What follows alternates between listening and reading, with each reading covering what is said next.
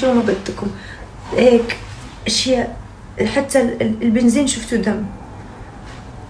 فجالي كل شيء، قلت انا شميت الريحة قلت خلاص، ما يمكن يعني كل دقيقة انا نجيت فيها بقول يمكن هلا ما راح انجى، فهمتوا يعني كيف هيك.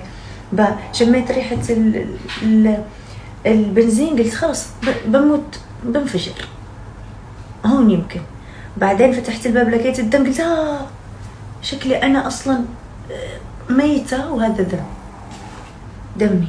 يعني من كتر ما حتى الناس، حتى الإسعاف، حتى الناس اللي جاوا، في ناس كانوا رايحين وبالشارع وقفوا لأنه مرة كان الحادث فجيع، فكروني مت يسووا هيك انتي ما فيك شيء، شو راسك تمددي. بقول لهم والله ما في شيء. لا فيك ارتجاج. بقول لهم ما في ارتجاج. يا الله، أنا بتشوفوني